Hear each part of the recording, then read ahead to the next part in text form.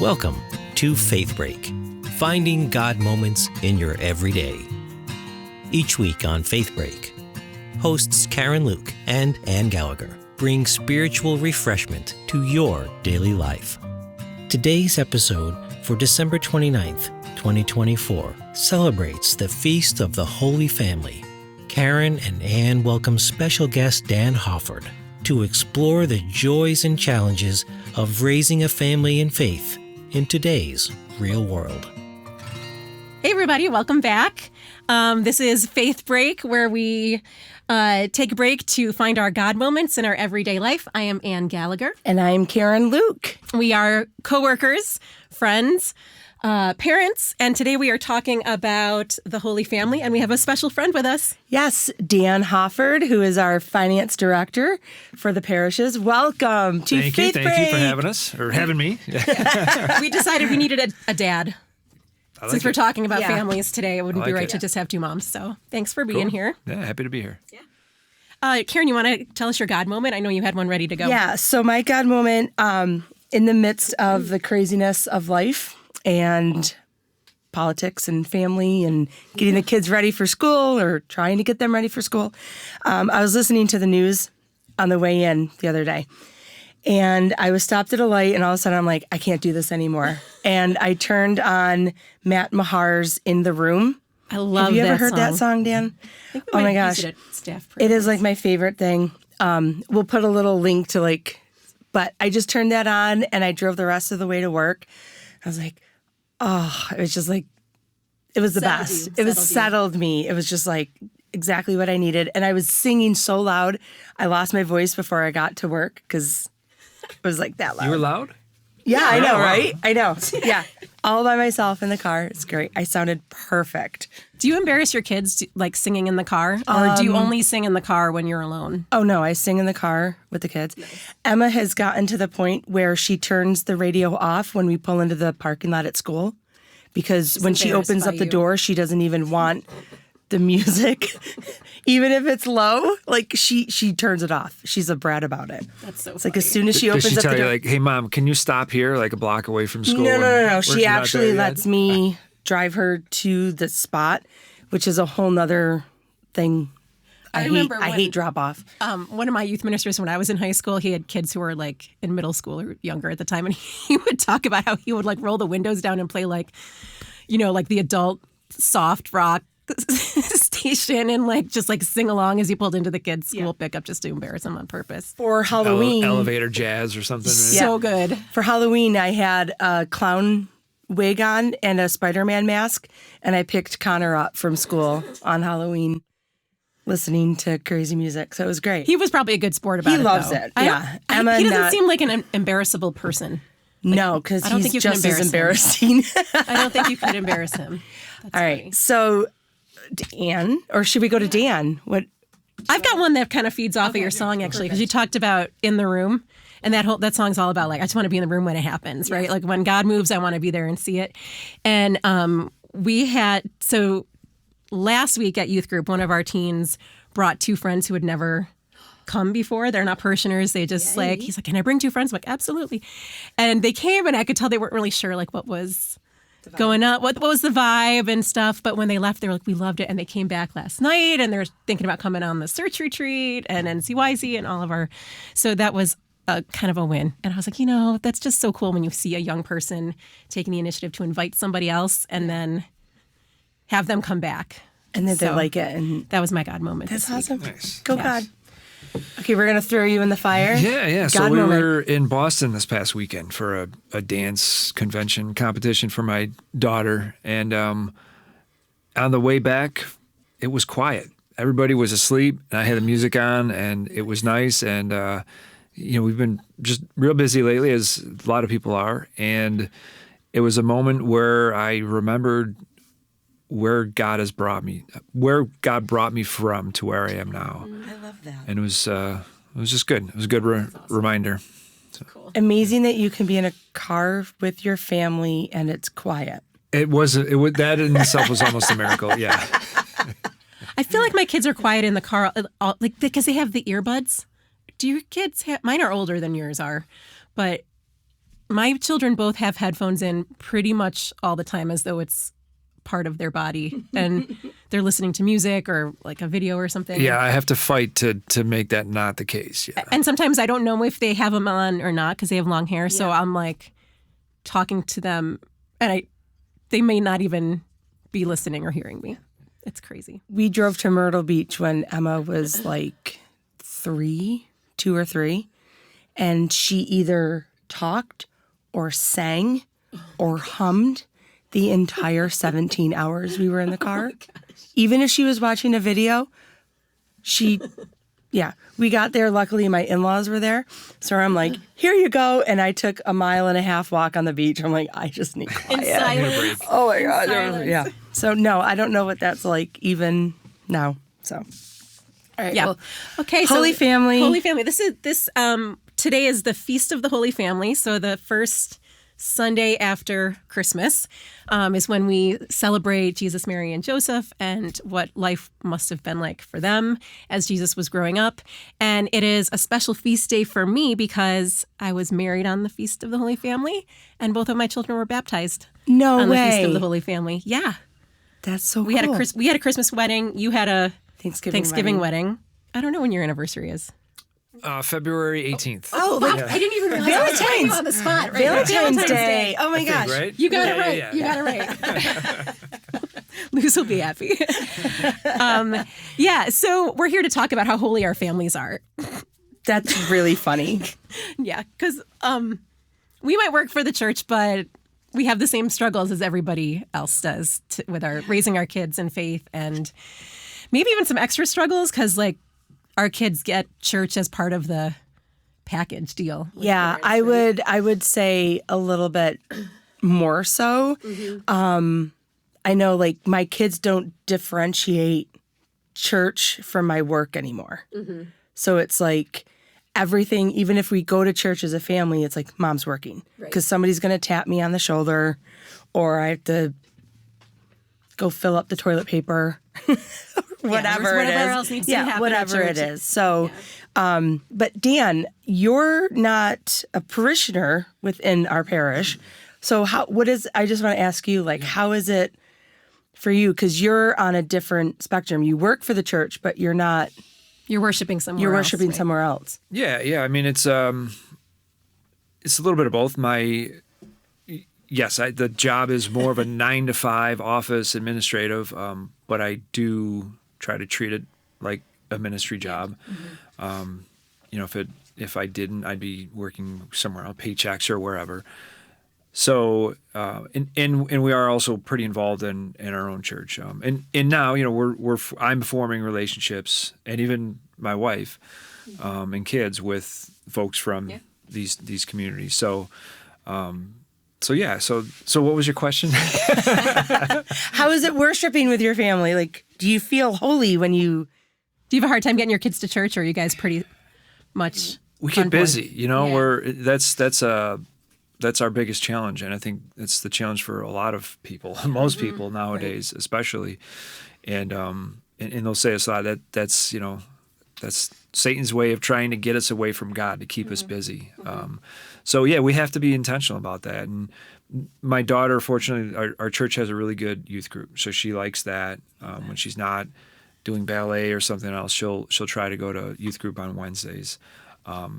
Dom sometimes doesn't want to go to church, but I think back to when my kids were real little, and just working in youth ministry has been such a cool thing, really, for my family and my kids. Because even when they were babies, I would like bring them with me to retreats, or so I have all these great memories and even pictures of like teenagers holding my little babies, and I just think it was good for my kids to be around teenagers as they were growing up, and it was good for the teenagers to be around family. And like, I'm thinking of this one picture I have, and Bridget is like maybe 4 or 5, and she's sitting on the lap of a teenage boy, and she's talking to another teenage boy, and you can tell she's just like giving them the business, and they're just like smiling at her, and it's just such a cool, I don't know, there's nothing that replicates church community like that. That there's a whole bunch of people of all ages and from all walks of life who care about my kids, because they're part of this family that's bigger than our family, you know? Well, it goes back to the whole like saying it takes a village to raise a family. And I really feel that that's true within our Christian faith, because we have the other families that are going through the same thing and know the struggles. And I love at St. Catherine's, we have two baby. Okay. What I want to say is going to sound really bad, but two older women, and they'll see a baby and they'll just go up and grab them and love them and give the parents just a breather, because we all know what it's taken just to get into the door. It's so hard to bring your little ones to church, especially if you're new. And I think both of Father Rob and Father Mike before him they both are really good about having kids in church and like saying to people like, don't feel bad if your kid's making noise or crying or whatever. Like, we want you here. And to have those families show up and just have a random parishioner be like, I mean, excited to see your good, kid. Yeah, like, it's in a good way. But it's, and it's also really good to see all ages at all of the masses too. Yeah. And just the welcoming aspect of that. And I love when there's a baptism at the Saturday masses, because that tends to be at St. Catherine's, it tends to be more adults, I guess, going. So when there is a baptism, they're all like, yay, there's super excited. Yeah, super excited. It's just like that feeling of there's more to it than just the 3 or 4 or 5 of us in our home. I think, it's interesting because being a parent who works for the church, I feel like I've had really positive experiences and some not so positive experiences too. Like when Liam was born, my oldest, I was working at a different parish, and like right in the time between when I had accepted the job at Transfig, but I hadn't left the previous parish yet, I had somebody who I had sat in front of in Mass for years and say to me, you make me dizzy when you rock the baby during Mass, like during the music. Because Liam loved the music, and I would like, okay, so I don't have babies anymore, and I still rock back and forth to the music. Then when I came to Transfig, Liam by that time was like 1.5. It was like, so he was like right at the age where like he's running all over the place. You can't like contain him in church. And so I didn't bring him for like 6 months after I started working. I just came to Mass by myself, and I left Brian home with the baby. And when I finally did, though, we sat in the back, and we happened to sit in front of, you guys never got to meet them, but Jack and Mary Lou Stotts were like founding members of the parish, barn people. And I sat in front of them, and they were amazing. They like played with him. They were so happy he was there. They were, and I was just like, okay, this is how it should be for everybody when they get their act together and finally bring their kid to church. Because, like, it's hard. It's not easy. It's really not easy to get out the door and get there. I mean, it's not easy with teenagers getting out the door either. No, for whole different reasons. I mean, it's just, I see so many families. It's so funny. We talk about Mendon and Pittsford time where the Mass has already started and there's like nobody in church. And then all of a sudden, by the first reading, it's packed. Yep. Because so many people are like finally getting in. And I'll stay in back and people are like, oh, sorry. I'm like, hey, you're here. And then I'll see the teenagers come in and they're like, ugh. But they're there, right? I mean, that's what matters. It's not about if they come in sweatpants or if their hair is disheveled or whatever. They're there. We call it Hofford time in my house. Is it? 10 minutes. And I have a hard time getting out even So without the kids you're involved. one of them.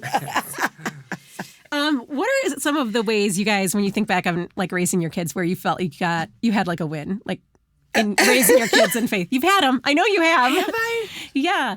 Like, or maybe they were traditions when the kids were little that helped you to pass on your faith to your kids. Or I think for me, it's the real moments. It's not, so our kids go to a Christian school, they go to youth group, we go to church, we do all those things. But if we're not being real at home, not that doesn't matter, but it starts with us being real at home, not being hypocrites, right? Yeah. And they're going to do what we do and not what we tell them, right? That's how most people learn. That's how kids learn. They do what their parents do. And so the disciplines, right, when they see us praying and reading and things like that, those are important.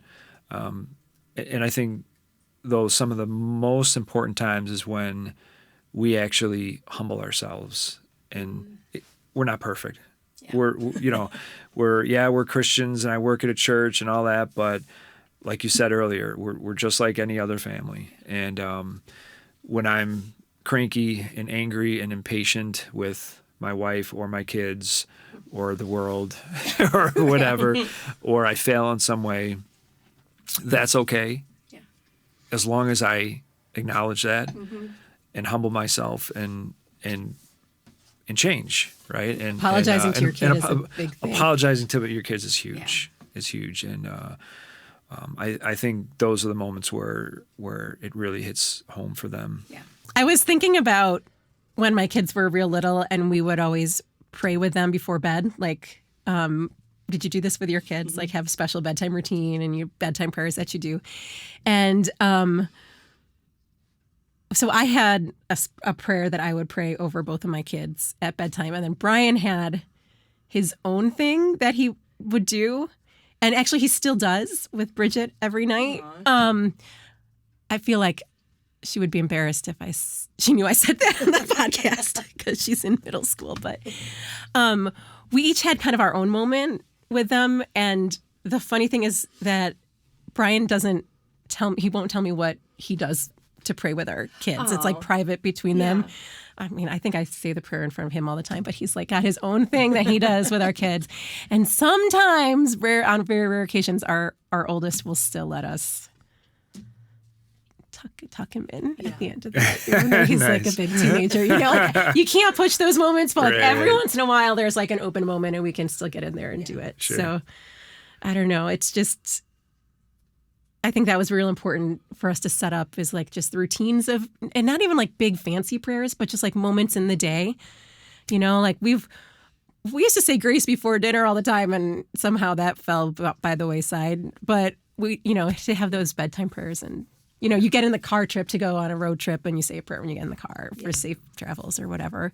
All those little things, they like make a difference, I think, because they weave all these God moments into the fabric of your make it a habit and planting seeds. And we do at night, not every night, but majority of the nights out of the week, we've got maybe 15 to 20 memory verses that so I quit, all right, Dom, John 3:16 or Maddie, So they're building that up, and then in the mornings we've been doing this. Prior to we homeschooled for a couple of years, so one of the nice things about that is we had a lot of time to do devotionals and prayer and things like that. And they get that at school. They have chapel and things like that, but it's still important that their parents do it. So. Now, on the way to school, I will hand one of them my phone, and they'll read usually 3 verses of Proverbs. In the car? In the car. Nice. Okay, guys, which one did you like most, or which one do you have a question about? Which one struck a chord? And we just talk through that. And, so it's usually a 5 to 10 minute conversation, but Proverbs is very practical stuff. Yeah. So I think it's just a good way to start the day and good teachable moments. That's awesome. And Christian music in the car. Yeah. Although I carpooled to a robotics competition with Liam last year, and I had like a gang of the team members in the car, and he's like, "Mom, no Christian music, no show tunes." Like, all right, you guys are going to be playing video games in the back, but I promise I won't. I love the moments where, like, I feel like a win moment is when the kids will come to me with a problem. Yeah. And they will already have a solution based on how we are as a family, or like we have school bucks at school, so they don't carry any cash. It's all like electronic. So I got a notice that it was low. And I'm like, I just put money on this so I can go and look at everything. And there were like multiple bags of chips. Each day. So I was like, Connor, what are you doing? He goes, Mom, I was buying for my friends. We had such a good day in math. And I'm like, oh my gosh. A round of So chips he's like, for a round of everybody. chips for everybody. Yeah. So he's just like celebrating these wins with his friends. But I'm like, I can't be mad at him Right. because he's like, he's giving and Sharing, he's being sharing generous. and being Right. generous With your and money. with my money. But hey, but it's those moments that you're like, all right, cool. Like you can't be mad at it because it's what you have been teaching and Right. living. Yeah. So, and then just another quick thing, Jared and I, for our anniversary, we did a family dinner, and out of the blue, Emma tinks her glass. She goes, I'd like to pray for you too. Aww. Because of you, we're here. And I'm like, oh my word. But it was like the whole like symbolism of like you were saying with your God moment, where we were to where we are and how it's all just Yeah. complete, right? And like, oh, I would have never. Especially because our kids are all like older now in middle school, high school ages. And, one of the cool experiences I was able to have as a youth minister raising kids is that we do a summer service retreat every summer where we go and stay in a convent with a family of nuns. Or they're not nuns. They would be very clear about that. They're, apostolic sisters out in the world.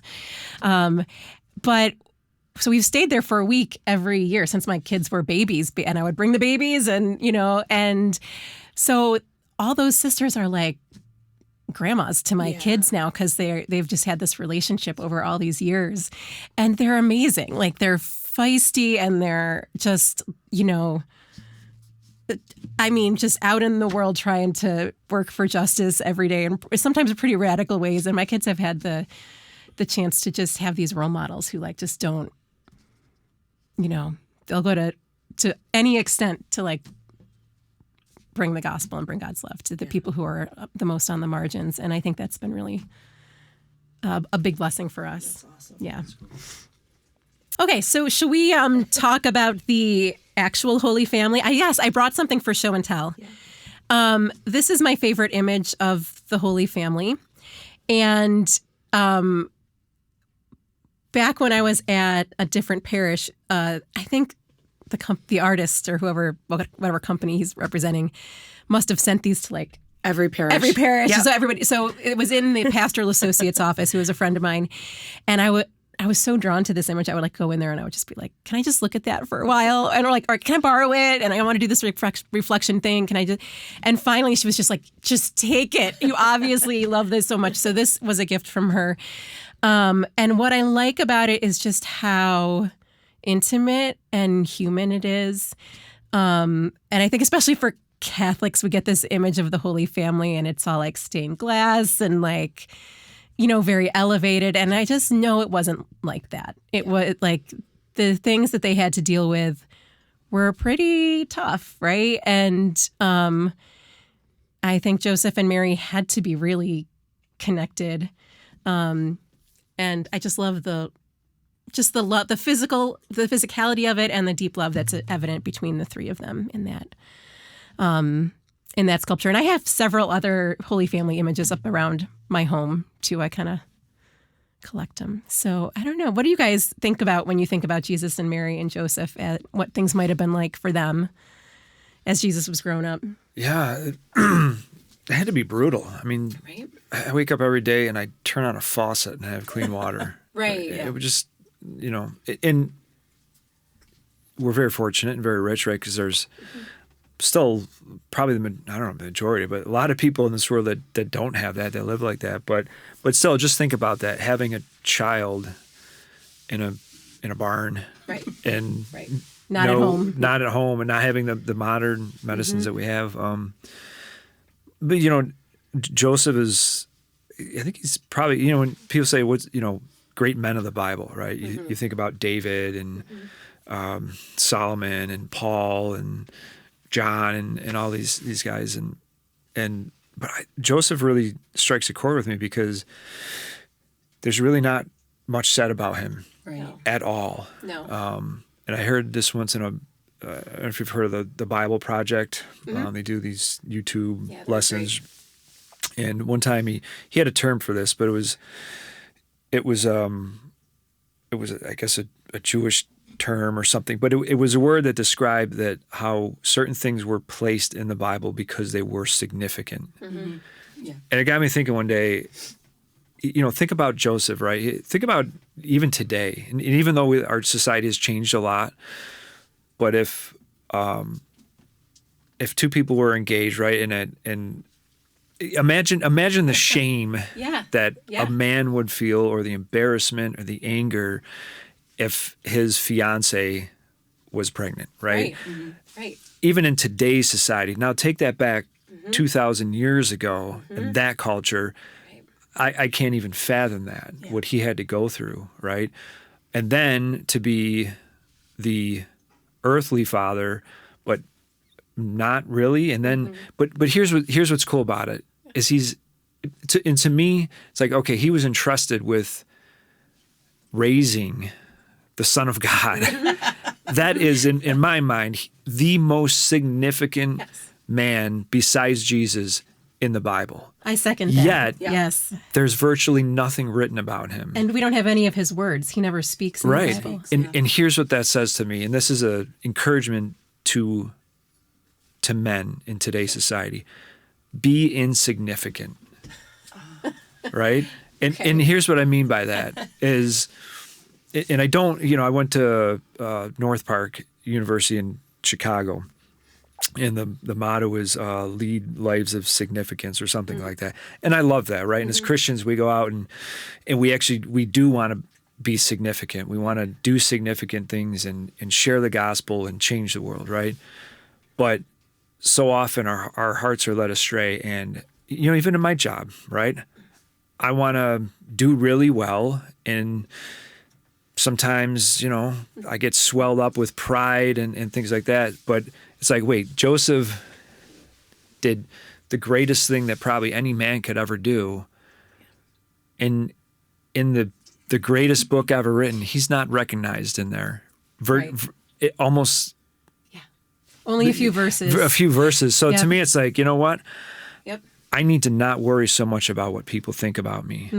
I need to not worry so much about the mark I'm going to leave, my legacy, and just be humble and do my job as a dad, as a husband, as a husband, and then as a dad, and then as a friend, right? And not worry about what gets recorded, not worry about what people see.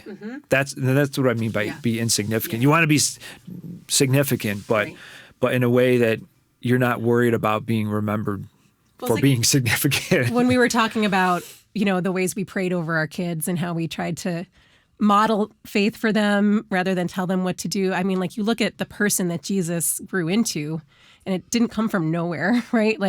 We know he was fully human and fully divine, but we don't know how he came into that identity. He must have grown into it somehow. And he did that with the guidance of his parents. They gave him what he needed to be the person he needed to be, that God wanted him to be. That's the legacy, right? Right. He raised Jesus. Right. It's kind of a big deal. He got the gold medal. Right. Without getting the gold medal. He achieved the gold medal without getting the gold medal. And here basically. I think parenting is hard. Yeah. Right. Well, I mean, Mary and Joseph didn't have to deal with phones and the internet, but no, but they had to deal with losing them. No. Well, when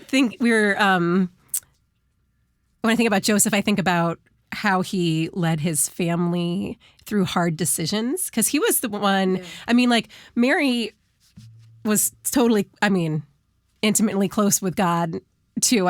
We're going to talk about her too. But for Joseph, he had all these dreams, right? He had dreams. He had a dream that told him to stand by Mary. And then he had a dream that told him to take his family and go to Egypt. Yeah. And then he had a dream that told him to bring them back. And when I think of the discernment and the trust that, what his personal relationship with God must have been like, that he could receive those movements, those nudges from God, and just have faith to do what he needed to do. And crazy stuff, right? It's insane. Hey, marry your wife even though she's pregnant, Right. right? Hey, the king is going to kill you if you don't leave, right? Right. And imagine what people must be saying. Dude, you're crazy. Yeah. What are you talking about? Why would you marry that woman? What? You're going to flee because King Herod wants to kill your child? Dude, get off your high horse. And You're Egypt crazy. wasn't like next door. It was way That was a far track. away. That was a track. Yeah. And it's interesting, as we were conversing, I was just thinking all the moments of Joseph that we know of, he's sleeping. Holy napping. Holy napping. Yeah, going back to holy napping. But So maybe that could be part of our jobs, right? Yeah. holy Hey, Rob, I'm yeah. gonna go home and take a nap. Well, This is- Ann and I have the communal nap couch in my office that but we people can were take actually turns on. talking to Rob about this a couple weeks ago when we were talking about our Advent podcast, and holy napping came up, and with everything that he's been doing, I'm like, holy napping is okay. Like you can do it, and it's okay. Yeah. So we've already told him about it. So I'm sure if we're at our desks, holy napping, it'll be okay. I've wanna- used the couch once or twice. Yeah, I know. Yeah. Just it's for everybody. Well, I am not a big fan of scripture passages of what it means to be a family or how to parent because it's very old school. Like, Oh yeah, when we were prepping for this my gosh. episode, Karen's like, I'm going to go see what the Bible has to say about parenting. don't do it. Don't. Because it's all like Old Testament. Spare the rod, spoil the Spare child. the rod. Yeah. If it's not healthy, right? So maybe, well, like Dan was saying before, they don't do what we say, they do what we do. yeah. Okay. So maybe like, what did the Holy Family do? Yeah. But I went That- to Pope Francis. Okay. So I'm not even looking at the Bible right now. But I found, I know. I'll just say it. Sorry. That's good too. But I love Pope Francis. He has a quote that perfect families don't exist. That's like, true. That's like the quote. And it says, going further, perfect families do not exist. They must not discourage us, though. Quite the opposite. Love is something we learn. Love is something we live. Love grows, and it is forged by the concrete situations with each particular family experiences. Love is born and constantly develops amid lights and shadows, and love can flourish in men and women who try not to make conflict the last word, but rather a new opportunity. And I was like, Yeah. like the season of Advent, waiting, hope, this new opportunity. Every day is a new day, a new beginning. And I'm sure the Holy Family, we think it's perfect, but I'm sure that they had their struggles moments. Yeah. and their moments. Right. The church talks about how the family is the school for holiness. And I think that is like spot on because it's where you're tested the most, right? The people you're closest to are the ones you're going to have the fewest masks with, and they're going to see all of you, right? Not just the Christmas card perfect image. They're going to see you like. So this episode's going to air 2 days after Christmas, or a couple days after Christmas, and everybody's still going to be home for the holidays, and which is fantastic. But you know how when you've been home with your family for a bit and you're all kind of like. So I think maybe for our viewers and listeners to just keep in mind that there's no such thing as a holy family, but also all families are holy, right? And they're where we kind of hone our skills of holiness because we have to practice. Yeah. We have to practice what it means to be loving. Have you ever when it's picked not up? easy. Have you ever picked up your kid from the babysitter or school, and they're like, "Oh my gosh, he was so great today. He's so sweet, and he's or she's this and that," and you're thinking like, "Who are you talking about?" My kid? Right? I mean, I've Yes. multiple times, and it's because they feel most comfortable with us that they can let it all just go. And I remember picking up my kids from school, and they were holding it in for so long, like any anger and angst and frustration. And then when we get home and I'm like, oh, it's going to be perfect. I'm going to make dinner and we're going to sit and do homework. And it's like, It all comes out. yeah, Yep. it's just, remember Pope Francis and the Holy Family. We're going to talk about the story of the 12-year-old Jesus in the temple in next week's episode. So which is the only story we have about Jesus as a child/teenager, right? So, but I just think that Jesus' relationship with his mother must have been something really special. And I want to mention, speaking of scripture, the wedding at Cana story, which is so like the stories we have about the Holy Family. Like we have the infancy narrative in Matthew, which is kind of from Joseph's point of view. We've got the kings and all that stuff with the flight to Egypt. And then the Luke infancy narrative is more focused on Mary. And we've got, the Annunciation of Gabriel, and we've got the visitation with Elizabeth and the shepherds and angels and the presentation in the temple and the finding in the temple when he's 12. And Mark doesn't even have any stories about Jesus before his baptism. But in John, we have the beginning of Jesus' public ministry happens at the wedding at Cana. I think it's in John 2. And it's so fascinating to me how this comes. Because like Mary's at a wedding and Jesus and Mary are guests at this wedding and they run out of wine.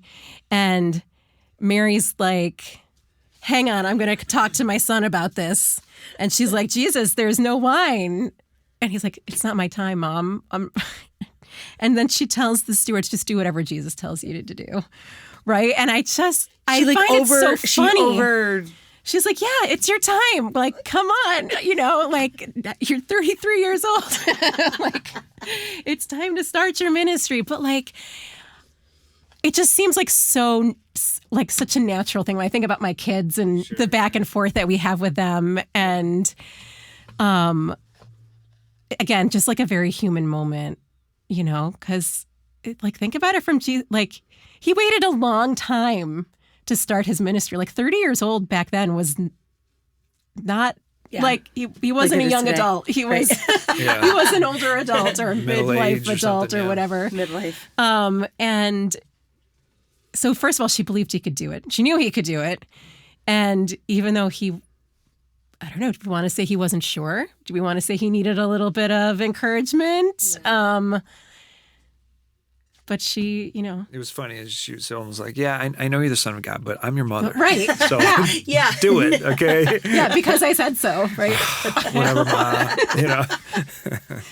I just love it. So, but again, like, that's a moment when he's an adult. But like you think about all the moments that led up to that, the years and years. And, because we don't hear from Joseph after Jesus's, early life, we think maybe he was not around. Maybe he died or something. Like he's not around for the crucifixion the way that Mary is around for the crucifixion. So Jesus must have had to take care of her, right? He learned the family business and he was in the same town for all those years. Yeah, and took on that head of the household role. Mm-hmm. And even from the cross was taking care of his mother. Yeah. When he told John to take her. Mm-hmm. Yeah. I mean, yeah, I think we can relate to that too as like parents, but also children who have parents who are getting older, the desire to you're caring for your kids. You're also caring for your parents. Like it's a lot. Mm-hmm. I'm going back to The Chosen. Of course you are. I know. I've been thinking, as we talk about these things, I keep thinking about that. It's a good illustration, yeah. The wedding at Cana is what popped in my head. And just I love that show because it just shows the humanness of it. Like you can read it, but like just putting, I don't even want to say characters, but people's faces and just everything. Yeah. And that's exactly what you could see, that mother-son relationship there. Yeah. And he's like, no, not yet. And she's like, come on, and it's just, so if you haven't watched it, I don't know why, because I've been saying it for 3 years, but, yeah. And they were so close in age. We also have to remember that, they were only about 14, 15 years apart. Yeah, that's true. So right. Like crazy, Mary was probably our age during the time of when Jesus died. Yeah. Yeah. Yeah, I was 35 35 when I had my first child, so Yeah. You know, I could have been a grandparent Yeah. My goodness. in those terms, or a great grandparent almost, practically. Yeah. So, I mean, when we talked about our kids and the teenagers at youth group, you know, it had to have been like that with Mary and Jesus. Just that relationship was probably very different than any other mother and son because of the age and their mission and everything. Do you guys have any final thoughts about raising children in faith or about the Holy Family before we sign off? Come to church with them. Just do it. You got plenty of people to help. Yep. And once we model, it'll just become, the younger you do it, it just becomes more natural. And that's what I tell all the families that come for baptism. Like, don't just come for baptism and then show up when they're in first grade, because they don't have that understanding then. So pray over them. Yeah, I think Jesus he doesn't want, I tell our kids this all the time. My daughter likes to be perfect sometimes. I say, we don't expect perfection. I actually have to tell her sometimes to stop studying and go to bed. I'm like, you get good grades, you're doing well, like, go to bed, get some rest. Or when she makes a mistake and she feels really guilty, I said, maybe, okay, there might be some consequences or this or that, but we still love you. But my point is perfection, right? And we tell them, Jesus doesn't want us to be perfect. Nope. He wants your heart. And so that'd be my advice, just and the disciplines are good, and we need the disciplines, but just he wants your heart. I was thinking about my mentor, one of my mentors in youth ministry, Michael, who's also a mentor and a role model in parenting for me. When I was in high school, he was the head of the diocesan youth ministry. And he told me that, and actually he was still in that job when I was a baby youth minister. So I had, many years of learning from him. And he said the same thing as a parent and as a youth minister, that we're in the business of making memories. And I think that's really important to remember, that it's those small moments that we give our kids, the memories of being at church, of praying as a family, of when things are difficult, we take care of each other and we love each other. The memories are important, not just because they're good memories or fun memories, but because they form our identity, right? Like, did you guys watch Inside Out, the movie? Yes, and I finally saw the second one. So and I bawled again. So the idea of like the core memories, the idea that we all have like core memories that like make up the pillars of our personality moving forward, I thought was really smart. And if we can just, as parents or as ministers in the church, youth ministers, create good memories of our kids practicing faith in imperfect ways, in real life ways, then that's all we can do. We're giving them the tools they need to become who God wants them to be. Well, Dan, thanks for coming on. Thanks for having me. How was it? Good. A little nervous, but we're nervous too. We got the wiggles out. So we thank you for being our first guest. Yeah, first. I was guest. the first. You are the first look at guest. that. Congratulations! I feel special now. All right, you did it. We wish all of you a very happy holidays. Christmas is over, but we know many of you guys are snuggling up at home still. Well, Christmas Day is over. Christmas Day is over. We are still in the Christmas season, right until the baptism of the Lord in a few weeks. So keep those trees up. Yes, enjoy your families and be holy. Which we already are. So. Which we already are. Have a great week, everybody. Thanks, everybody. Bye. Thanks for taking a faith break with us today. Karen Luke and Ann Gallagher are lay ministers with the parishes of St. Catherine of Siena in Mendon, New York, and Church of the Transfiguration in Pittsford, New York. Thanks to our special guest today, Dan Hofford. More about our parishes, including weekly live-streamed Sunday Mass, can be found at stcath.org or transfigurationpittsford.org. Engineering today is by Jeff Beckett. Join us for new episodes of Faith Break, in studio on YouTube or on your favorite podcast or music app.